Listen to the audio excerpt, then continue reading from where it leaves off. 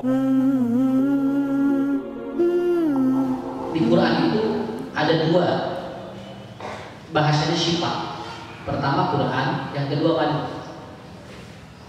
Jadi bahasa syifa itu dua di Quran. Satu untuk Quran, dua untuk madu. Syifa itu penyembuh, Pak. Kalau dawa itu obat. Itu obat. Jadi kalau ibu berobat, kalau ibu bapak berobat, punya penyakit apapun, kalau tidak dikombinasi dengan syifa, maka itu pasti secara teori itu akan terjadi kelemahan. Bagi yang mengakui secara konsep agama, gitu kan. Dan ini sudah dibuktikan. Ternyata orang-orang yang tidak beragama Islam pun ketika dibacakan Al-Quran berbeda. Itu berbeda. Kenapa satu madu? Konsepnya adalah kita bukan jualan madu. Tekengin nggak jual madu ke kapan sorangan, tapi menjual madu itu untuk stimulasi bahwa ternyata di Quran itu syifa itu sudah ditentukan oleh Allah. Anu tengenah masuk ibu mana? Lain madu, no?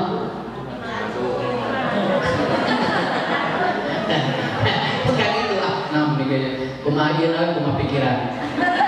Nah, maksud saya gini Pak, kita akan buktikan bahwa madu dengan Quran itu obat, itu adalah syifa, bahwa itu adalah penawar.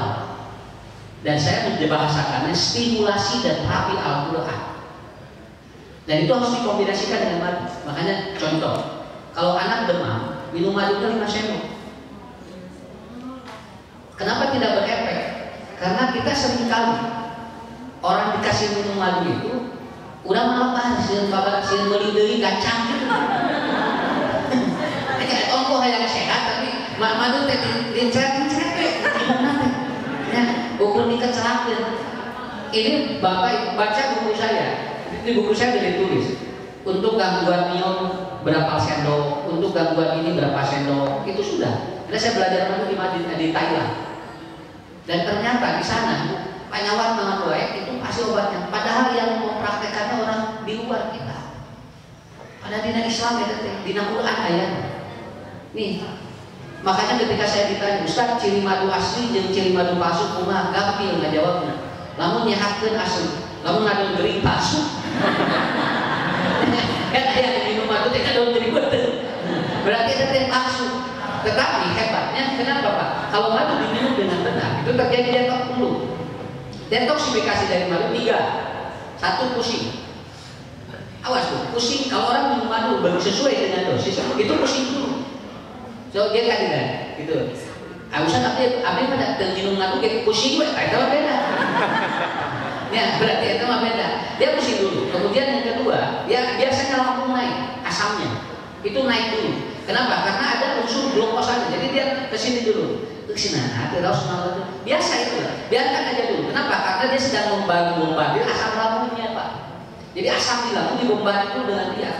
Nah, kemudian efek yang ketiga, kalau tidak pusing, kemudian asam lambung kemudian naik dulu. Nah, biasanya minum madu, biasanya itu bisa gatal. Ayo minum madu arah dulu.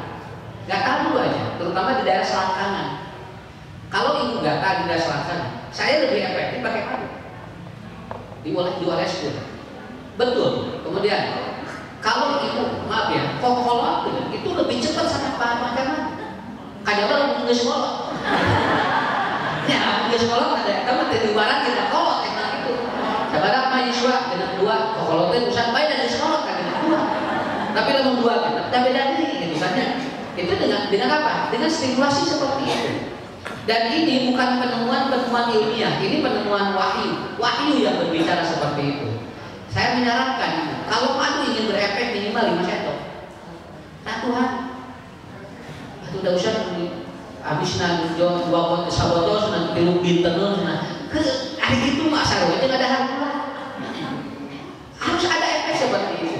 Dan kemudian yang ketiga, yang ketiga, madu ini punya periodisasi tapi tidak punya expired.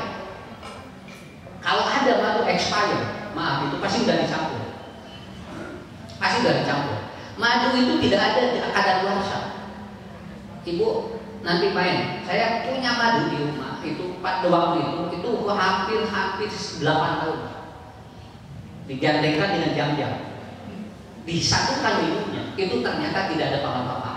Maksudnya tidak ada efek samping. Karena apa? Karena tidak sesuai. Pada waktu itu saya bawa madu yang sebesar ini harganya 8 juta. Kenapa? Madu lampung awis seperti lampung asem. Jadi lamun leuwih loba sakopan 100.000 teh teuing jerona naon. Ada anu sakopan kieu nya. Aya sakopan kieu nya 100.000 ujung-ujungna dipakai jerona naon. Kenapa? Karena tidak mungkin. Karena kalau semakin dia asli itu semakin apa? Itu semakin dia itu mahal. Ya, semakin mahal. Bu, jangankan Pak di Indonesia, di Arab Saudi saja orang yang mendulik madu dicampur dengan oli ajaib. Itu orang yang jual begitu dan tadi urang merek nipu. Ya, di tuai Pak, bisa kenapa? Kemarin tahun berapa? 2017 terbongkar orang yang dia itu menyuling madu dengan oli bekas. 30% dia pakai madunya atau 30% pakai oli dan 30% pakai gula. Itu tetap ketemu. Kenapa? Oleh orang yang dia menguasai minum madu dia akan terasa ke sini. Saya bisa membedakan. Puntennya, lamun madu berserak saya. Justru madu semakin lembut, itu semakin madu itu dipertanyakan. Karena madu asli itu besar. Nah, karakter gitu. Walaupun saya bikin madu sendiri, saya meracik madu sendiri, saya jujur, madu saya ada expired karena udah dicampur. Dicampur dengan apa? Dicampur dengan unsur-unsur yang lain. Satu, dicampur pegagan. Makanya saya menyebutnya bukan asli. Saya menyebutnya itu adalah dia itu murni, madu murni. Madu asli dengan madu murni berbeda. Karena saya sudah campur dengan pegagan, saya sudah campur dengan zaitun dari Mesir. Saya tidak menyebutkan madu saya itu adalah madu asli, tidak berani. Kenapa? Karena saya tidak boleh membohongi. Lamun asli, lamun murni. Di Indonesia rata-rata madu tidak ada yang asli, tapi rata-rata murni. Karena sudah dicampur dengan unsur lain. Silakan kalau mau berdialog para ahli madu. Kenapa? Karena kita punya data ilmiahnya. Seperti itu. 1 5 hari atau 5 sendok Pak kalau mau 5 sendok. Ya, itu luar biasa. Saya kemarin bengkak ini. Ini besar bengkak. Batur mah, kita kakwet awal, tapi dia membengkak karena ada iritasi kata dokter. Saya ulas saja tiap hari. Nah, dia ulas saja, cari madu yang asli. Nah, diulas saja. Ini udah kecil. Kenapa? Karena 3 hari. Efek madu 3 hari. Kalau 2 hari sehari misalnya pulang cing sabar. Ulang minum ke sabar. Bari minum nanti kira setengah senok. Jadi pek gitu letik cantik gitu. Nah itu tidak akan berefek apa. Ini kuncinya. Dan saya jamin Bapak Ibu, kenapa di Quran madu disebut syifa? Karena emang dia dapat membuat stimulasi di dalam tubuh kita. Yang BAB yang nggak lancar itu ambil pepaya, kemudian campurin madu, dikocek begini, makan itu tiap hari itu BAB lebih lancar. Nah, Ustaz gunungannya jeda karena nanti unsur pepaya itu yang akan mengatakan nanti. Jadi ada unsur seratnya yang masih tinggi. Sedangkan di madunya kalau digabungkan begitu, nanti bakal bagus itu. Enggak perlu pakai obat apa-apa sebetulnya. Jadi ibu lamun jual lalok, bapak mau jual lalok, hiji ulah lepas di madu sakit tuh eta pesan dari ibu. Itu pesan dari saya. Ya. Karena ada unsur-unsur yang berbeda dengan apapun. Cobi, ini madu saya. Oh iya, jahe. Nah, gini, ibu coba bapak kocek ini. Ada yang mengatakan, Ustaz tentu madu jangan pakai air panas juga. Tidak ada masalah. Madu asli itu tidak akan pecah dengan panas. Ya, yang pecah dengan panas itu gula. Kalau dia ada unsur gula pecah, tapi kalau dia aslinya madu, glukosa aslinya tidak akan pecah. Kalau ibu bapak mau minum dengan air hangat, air panas seperti ini, tidak ada masalah. Kenapa? Karena madu tidak akan pecah oleh apapun. Itulah hebatnya. Dicampur apapun madu tetap lebih sendiri. Karena konsep di dalam Quran adalah madu itu natahidu bahasa di Qurannya. Kenapa natahidu? Diolah bukan oleh kita, oleh Allah. Oleh Allah. Maka kalau sekarang ada madu-madu dengan rasa stroberi, rasa ini, itu bukan dia ditanam di pohon itu, bukan Pak. Tapi si lebah dikasih esen. Nah, dia dikasih esen, paham? Kasih esen gini, esennya strawberry. Nanti si lebah minum. Nanti begitu keluar madunya, ini madunya sudah dia minum esen itu. Makanya dia akan ada dari rasa strawberry. Itu yang murni. Kalau yang esennya palsu, madunya udah keluar, tapi dia dikecelaki strawberry, rasa strawberry, dina jauh madunya. Itu bedanya. Jadi ada dua sistem. Ada yang si lebah minum esennya, ada yang udah keluar dari lebah itu dikecelakin rasa. Itu berbeda efeknya, Pak. Saya terangin ini untuk apa? Untuk pengetahuan. Karena ini pengetahuan di Quran, begitu kan? Pakai ayat rasa strawberry, ayat rasa mangga, betul kan? Ada apa sampai ada rasa kolang kaling. Itu artinya esen diminum, dia keluar. Madu yang asli adalah apa? Ketika dia mencari sari bunga, dan itu perlu 7 km dia untuk terbang. Kalau tidak 7 km itu tidak akan menghasilkan madu yang bagus. Jadi si tawon itu si lebah itu dia harus berenang 7 km. Baru dia ketika 7 km dapat, lalu dia ambil dari sari bunga, lalu diproses di sini, baru itu jadi madu asli. Tapi kalau dia murni dina kanan, itu adalah murni madunya. Jadi emang Quran itu nggak bohong menurut saya.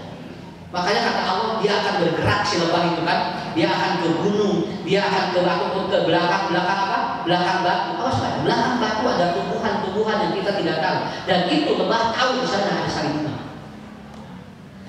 Ibu bapak main, nanti kalau ibu bapak main, itu kalau di belakang batu itu banyak tawon. Itu banyak tawon. Dan itu teka hati kusimpuling. Yang tawon naon paratna. Ternyata di dalam ataupun di sela-sela batu itu ada tanaman-tanaman yang menghasilkan sari bunga yang sangat hebat. Jadi saya kira simpel saja. Kenapa madu bisa jadi syifa? Kalau prosesnya alami menurut Allah. Tapi kalau prosesnya tidak alami menurut Allah, saya kira madu hanya sebagai minuman biasa. Paham sudah? Di Quran itu. Kedua, Al-Quran. Betulkah Quran itu syifa? Betul. Kenapa Bapak ini? Karena Quran ada yang membaca Quran, ada yang membunyikan Quran. Itu beda. Awas, ayat yang tidak berefek itu adalah orang yang membunyikan lafal Quran. Kalau dia membaca Quran, itu akan berefek di tubuh kita. Sampai di dalam Quran, kalau dibacakan Quran, jadaku imanan bergetar. Nah, dibacakan Quran dengan getar, saya yakin ini cuma membunyikan lafal Quran. Beda dengan dia membacakan Al-Quran. Ibu, bapak, saya ambil contoh. Berdoa dengan melafalkan doa berbeda.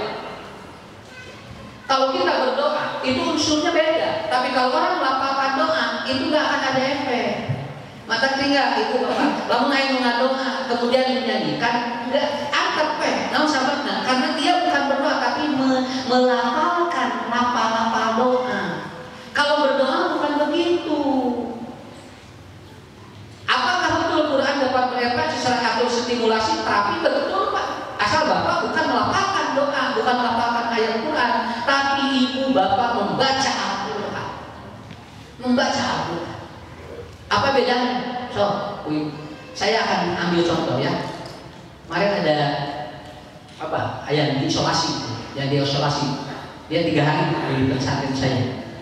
Dia 3 hari. Itu dia baca pada maghrib dengan baca subuh. Karena kebetulan tidak lancar bacanya. Dia pakai teori yang karena kita punya teori tasmi, tartil, tilawah. Itu teori simulasi Al-Quran. Dan saya sudah praktekkan ternyata Allah betul, Al-Quran itu syifa, baik untuk secara fisik ataupun non fisik. Jadi sanes ukur dikit, kerennya dikit, bacakan surat kita sedekah begitu. Kenapa? Nah harus efek dan dia mah ngalapalkeun Quran kan cari, bukan itu. Yang harus dilakukan itu adalah membacakan Al-Quran. Membacakan Al-Quran beda dengan melafalkan Al-Quran. Sok putin, contohan banyak kita contohin. Siapa di sini yang tidak hafal atau yang tidak hafal Quran Berbinas? Kan? Quran Berbinas Arab apa saja? Mana apa berbingung? Ya, begitu. Kita mah seperti sanggup ditaros Al-Fatihah salah. Al-Fatihah 7 salahnya 8. Apalagi 7 ayatnya kan salahnya 8. Mana tuh Al-Fatihah di apa-apa aja. ini catat dulu. Satu ya, sebelum kita praktekkan, saya akan praktekkan. Kemarin ada orang yang dia depresi. Ternyata turun 40% setelah kita stimulasi dengan Al-Quran. Ya, satu, kudu khusyuk bacanya.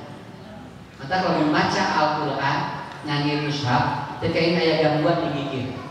Ya, contoh, udah baca Quran, bari muka WA, bari ngajawaban dia muka FB, kenapa? Karena nanti sudah buyar kondisinya. Baca Quran itu harus betul-betul khusyuk. Simpan dulu mulai delapan, simpan semuanya, tidak boleh ada sedikit pun yang mengganggu kita. Sampai guru saya mengatakan, beliau peneliti Quran, meriset Al-Quran, dia seorang doktor, dia mengatakan kalau Anda baca Quran sedikit saja teralihkan, maka itu bacaan itu sudah tidak berefek. Sudah tidak berefek.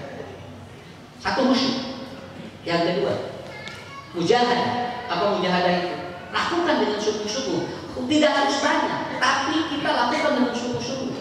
Kalau sekedar banyak gampang, dari bed udah sajun sapoe, tapi tidak menjamin apakah sekedar membaca atau apakah dia membaca atau hanya melafalkan dan membunyikan ayat Quran. Dia harus mujahadah. Kemudian yang ketiga, dia harus punya prinsip keimanan. Dan ini bapak-bapak ibu, prinsip keimanan berefek dari apa yang dibaca, berefek terhadap kehidupan ini. Contoh, Pak, kalau kita baca surat atau ayat riba, udah tergambar riba seperti apa, dia tinggalkan. Kalau kita membaca surat Qamar, kita sudah tergambar, maka Qamar harus ditinggalkan. Karena Quran tidak menjadi stimulasi dan terapi kalau masih ada dosa yang dilakukan. Etawet penting. Bukan harus fungsi kuring. Namun ayah pasien masih kayaknya ngalakukan dosa di gedel Quran dia sebab anu ngaganjel Quran teh nyepek dosa. Dosa saja. Maka bukan beda terapi Al-Quran, kada bersih dulu di internet bersihkan dulu. Naon contoh, ibu gibah hari ini mau terapi Quran, itu nggak bisa. Kenapa? Karena gibah itu menghalangi stimulasinya. Bapak juga sama, karena kuncinya di sana, yaitu apa? Keberkahan Quran itu akan terjadi apabila dilakukan dengan betul-betul 3 prinsip yang tadi. Oke, saya sampai jam 9 ya di sini Pak. Karena saya tidak akan lama, ya, karena memang tadi juga urusan Torik dan DKM saya sudah ngomong. Waktu saya dibagi-bagi karena jam 10 saya harus di Majalaya. Oke, ada 3 teknik untuk stimulasi Al-Quran. Satu tas, Bapak dengerin aja ya, Ibu dengerin aja, tapi harus resep ke sini. Dingenakeun selesai nyeresep kan. Makanya cari murota yang kita bisa menenangkan pikiran. Ya. Namun ibu tidak bisa ngadengin torek contoh namanya, ya kan? Jangan mati. Ngadengin tidak bisa minimal. Kalau dia betul tidak mendengar, dia harus bisa. Kalau bisa, yaitu apa? Tartil. Tartil itu melafalkan dengan ada suara. Kalau masih tidak bisa, ibu lakukan dengan sir. Bapak lakukan dengan sir. Sir kan sholat yang jahat, yang sir. Tekniknya gimana? Inilah tekniknya yang dilakukan. Ya. Contoh. Betul. Farida. Pagi. Iya. Mau di rumah. Mau di sore. Cari kan? Cinggusu cari. Cinggusu. Oh gitu. Kalau gaduh masalah. Ya. Terus gaduh masalah saya. Yang di sini gaduh masalah itu. Ya. Maksud usaha begini. Contoh kita punya anak. Kita lagi usaha ya, sing khusyuk kita baca, kita praktekkan tasbih. Saya membacakan atau pakai audio, tapi dia resep gitu. Cicing tenang lah teh. Ibu nggak lupa jawab deh, ibu dah mungkin ya, ibu nyeri naon, nyeri tubuh, bisa fokuskan dengan tubuh. Naon dia jantung, fokuskan dengan jantung. Ya, fokuskan dengan jantung. Setiap sakit di organ kita, fokuskan semua. Ini bukan rupiah ini. Ini stimulasi Al-Quran, ya. Dan saya mempraktekkan ini di depan dokter dan dokter ketika saya menguji tesis, ya. Terus kedua calon pojok, atas cinta di sini, si ganu hayang.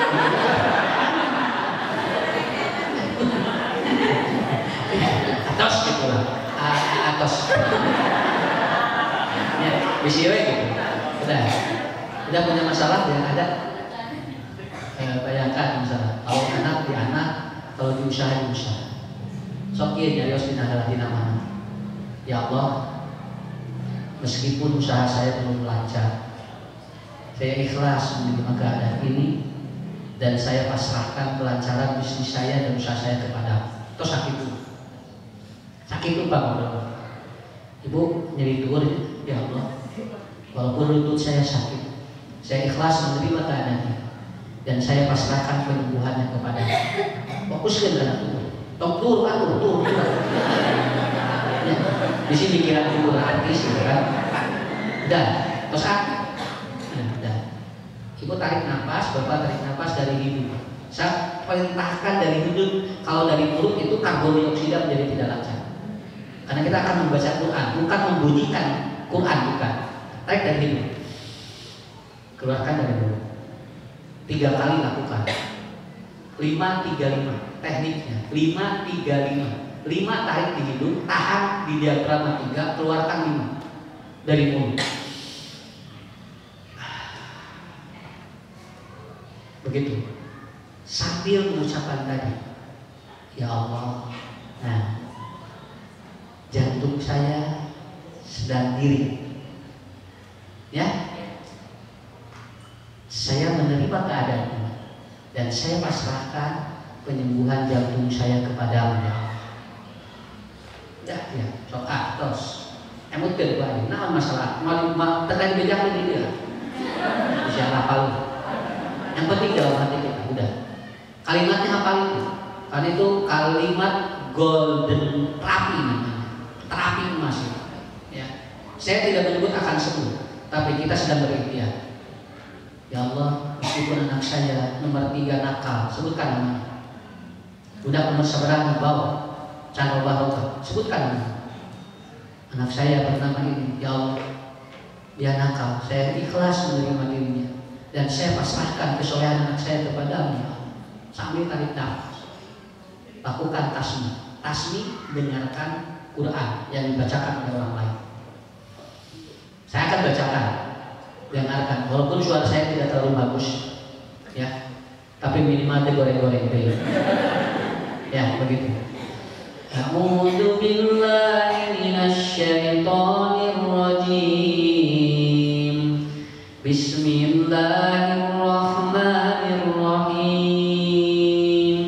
Wasyamsi waduhaha wal qamari idza talaha wan nahari idza jallaha wal laili idza yaghshaha was samaa'i wa ma banaha wal ardi wa ma tahaha wa nafsin wa ma sawwaha fa alhamaha fujuraha wa taqwaha qad aflaha man zakkaha wa qad khaba man dassaha kadzabat samud bi tawwaha idzin ba'asha ashqaha faqala lahum rasulullahi naqatallahi wa suqyaha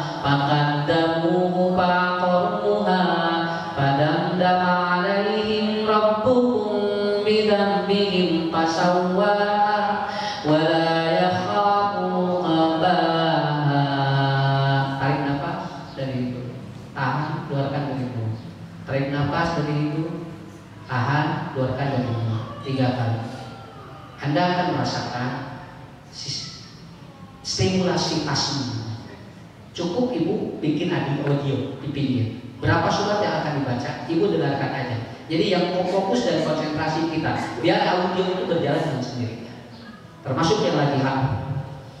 Itu nanti si anak bakal lahir resepkan Al-Quran. Pegang tangan perut bagian kanan. Ya, ini sudah diujikan dengan Al-Quran. Ibu-ibu yang hamil disuruh dia tasmi, dia dengarkan Quran yang dibacakan oleh para syekh dan dipegang bagian kanan. Lalu sambil diulus-ulus dan keluarkan rasa cinta kepada bayi yang sedang dikandung.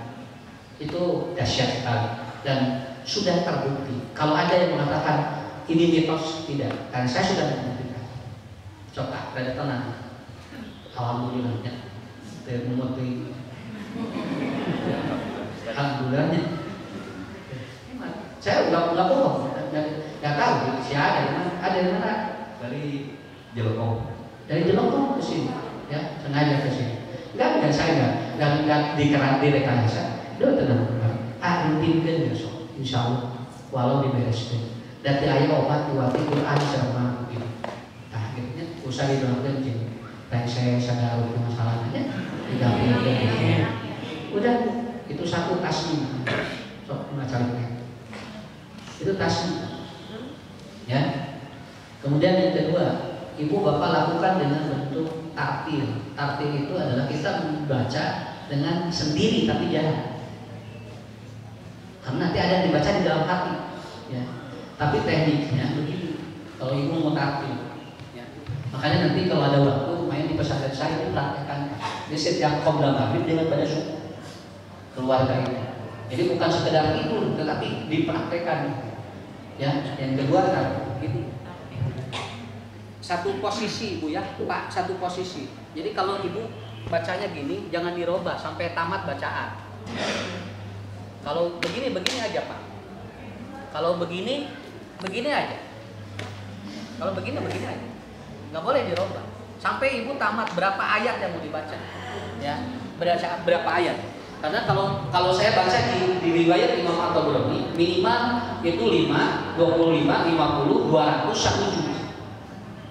Itu kalau untuk betul menstimulasi 5 ayat minimal, kemudian 25 ayat, 50 ayat, 200 ayat, 1 juz.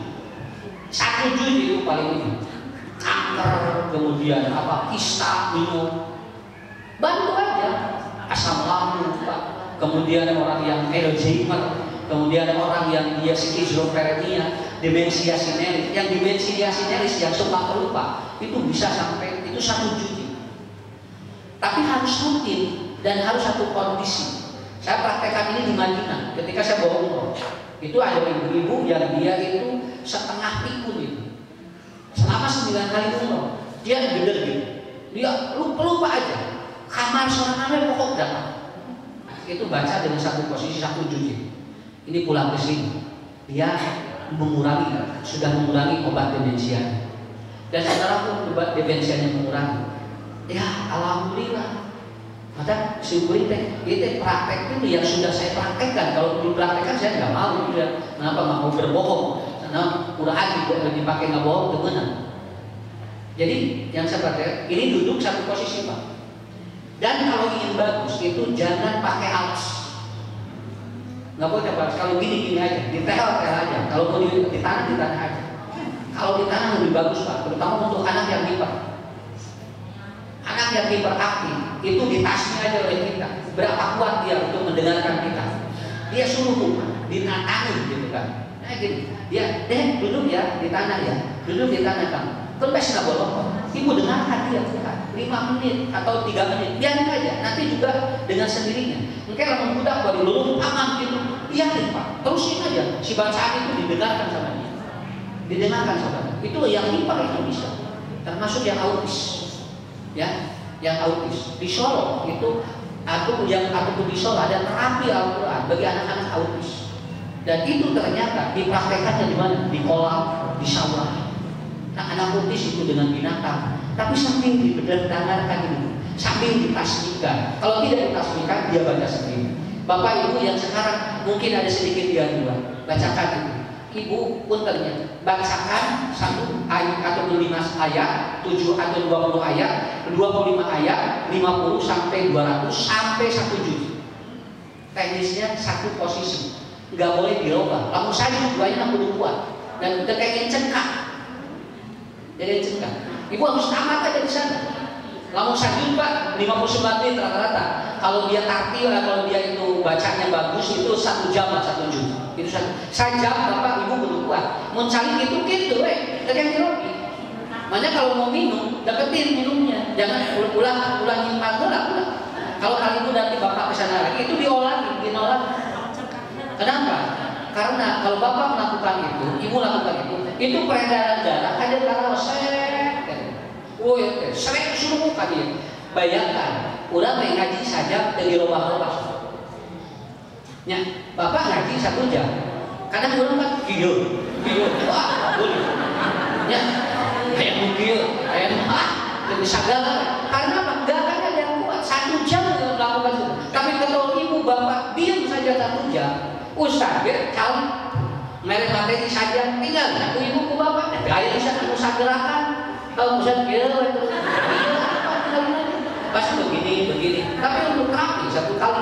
Ya 1 kali, ibu duduk begitu. Yang paling cepat adalah duduk ini, duduk yang duduk iqah. Tahu iqah? Makanya dilarang kan, sholat pakai duduk iqah. Tapi dalam terapi jadi bagus tuh. Iqah itu begini. Nah,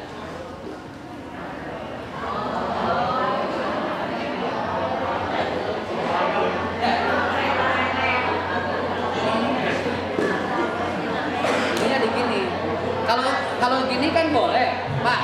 Kalau ibu bapak disolatkan yang ini boleh. Nah, ini boleh kan? Yang ini boleh. Yang ini boleh kan? Ini boleh. Yang ini kan nggak boleh. Ini nggak boleh duduk ini kan? Ini namanya iqah. Yang ini. Tapi iqah ini itu boleh dipakai untuk stimulasi. Kenapa? Karena syaratnya begini kan. Betul kalau saja nah itu. Seperti gangguan saraf kejepit. Saraf kejepit iqah. Ya. Gitu. Jadi nanti baca aja. Sajud dengan ekonomi. Sajud dengan ekonomi. Itu enak. Ya. Kalau ibu bapak mau yang tampil, kalau yang mau kasih bebas. Yang penting khusyuk. Di sini kan kelihatan. Sini kelihatan kan?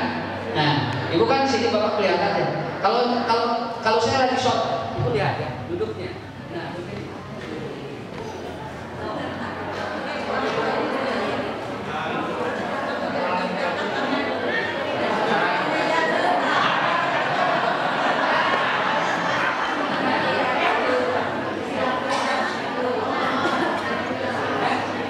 Jadi kalau begini kan, kalau ini sholat boleh kan?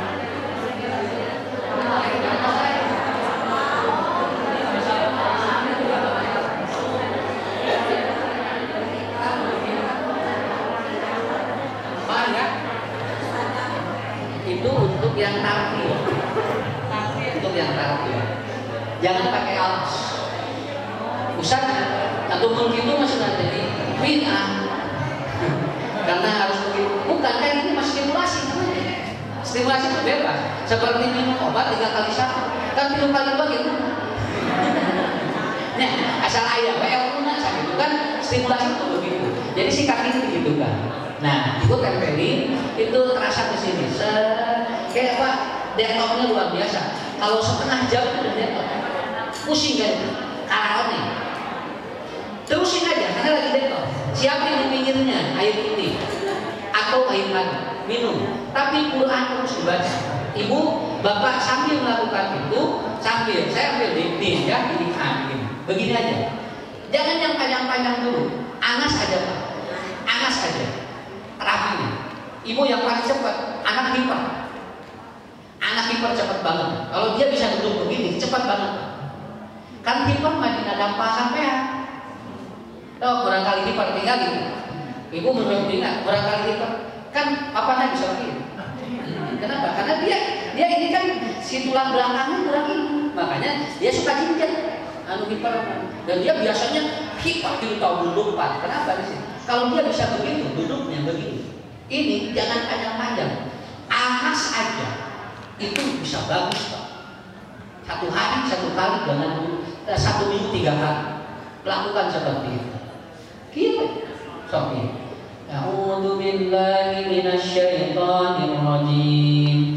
Bismillahirrahmanirrahim. Qul a'udzu birabbin nas, malikin nas, ilahin nas, min syarril waswasil khannas, alladzi yuwaswisu fi sudurin nas minal jinnati wan nas. Itu udah kerasa. Terus sekarang sekali yo ngegelas kan. Sebab karena si syarat diperbaiki. Gitu. Diulang-ulang Ustaz, diulang-ulang Mas. Diulang-ulang. Berapa menit? 15 menit minimal. Makanya kalau 1 juz itu nggak perlu di berapa menit karena sudah sakit 1 jam.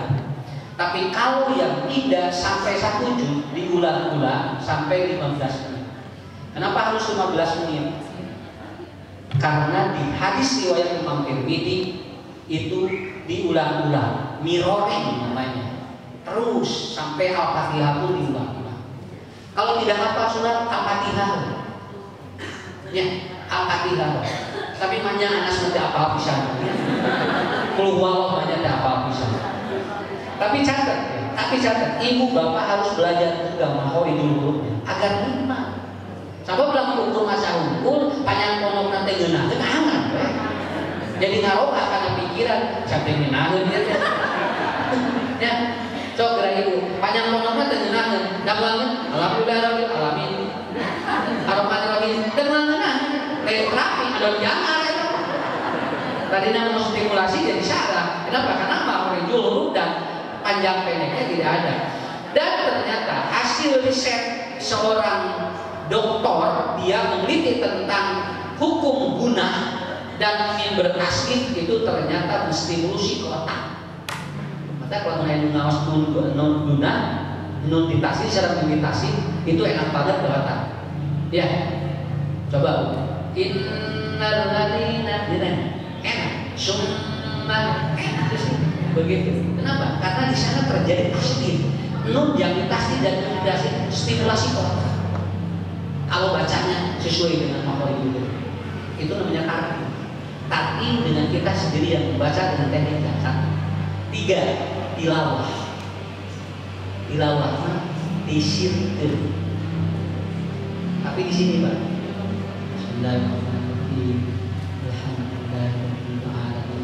Kita aja di sini dialog dengan batin kita. Silakan. Tapi itu kalau bisa yang saya praktekkan sambil menjalankan mata. Saya dengan karena sosial karena mata gambaran dari hati. Bismillahirrahmanirrahim. Qul huwallahu ahad. Ya, nikmat ya. Ibu sampaikan ya, semua teknik kembali kepada teknik yang tadi. Ibu bapak lakukan dulu yang tadi. Ya Allah. Nah, ya. Meskipun anak saya hyper, saya ikhlas menerima keadaan ini dan saya pasrahkan kenormalan anak saya kepada Allah. Langsung masuk ke sana. Stimulasi Al-Quran masuk ke sana. Oke. Terakhir dari saya. Negara-negara di Timur Tengah ketika terjadi COVID, hampir semuanya melakukan prodi dengan menstimulasi ayat-ayat Al-Quran. Dibaca, disesuaikan dengan apa yang dia inginkan.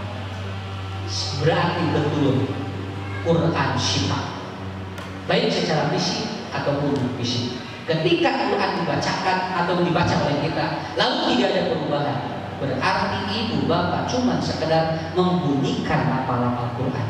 Tapi kalau membaca, yakin ada jaminan dari Allah. Sakitunya, ulang. Oh, pandai ya, terus di waktu sama bikin kajian syarat. Sakit tuh ya. Coba sekali lagi praktek ya. Kalau ada yang lupa nanti ketemu lagi dengan saya ya.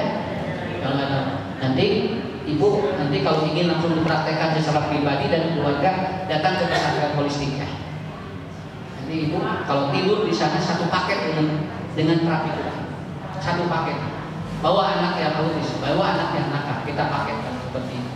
Ibu bapak lihat aja, yang sakit bawa. Saya bukan tidak punya yang punya penyakit, tapi tenang. Model ayeuna tinggalnya, ayeuna musuh omikron naik tenang. Nah, mungkin baik nana naik.